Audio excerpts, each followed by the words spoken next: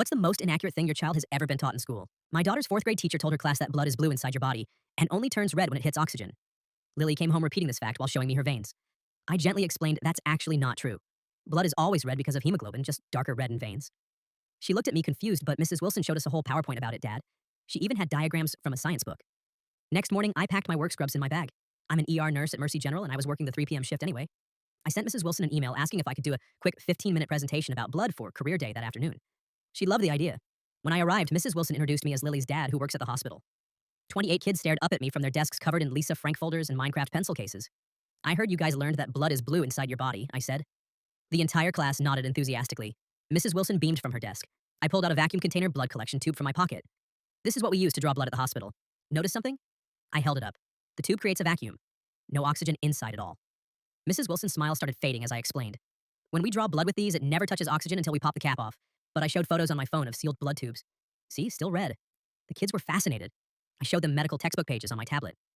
Mrs. Wilson kept clearing her throat, her face getting redder than the blood samples on my screen. But our textbook says it's blue, one boy argued, pointing to their science book.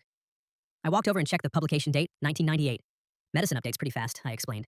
We used to think lots of things that turned out to be wrong. Mrs. Wilson suddenly stood up. Well, thank you for that interesting presentation, Mr. Johnson, but we need to move on to math now. I nodded and started packing up when a girl raised her hand. So, our textbook is wrong? The class erupted in whispers. Mrs. Wilson's voice got tight. The curriculum says? Actually, I interrupted, pulling up the state science standards on my phone. The current curriculum specifically mentions this myth as something to correct. I showed her the screen. That's when she asked me to step into the hallway. The kids watched wide-eyed as the door closed behind us. Do you have any idea how hard it is to teach these kids when parents undermine my authority? She hissed. Now they'll question everything I say. I kept my voice calm. Isn't that exactly what we want them to do? Question things and learn critical thinking. I've been teaching for 22 years, she snapped. I'm not changing my whole curriculum because some nurse thinks he knows better than our textbooks. That night, Lily asked me if she was in trouble because Mrs. Wilson kept giving her mean looks all afternoon. I assured her she wasn't.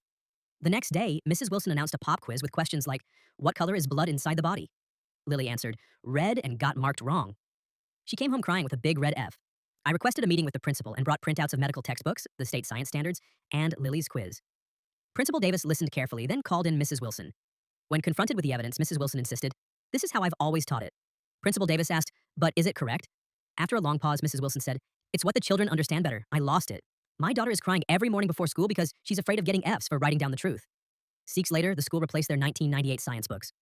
Mrs. Wilson was required to attend professional development on current scientific standards. On Lily's next report card, Mrs. Wilson wrote, excellent critical thinking skills. But at the parent-teacher conference, she wouldn't look me in the eye. And when I signed up to help with the science fair, I noticed my name had been crossed off the volunteer list. Lily still checks with me whenever she learns something new at school. Dad, is this actually true, or is it just a Mrs.?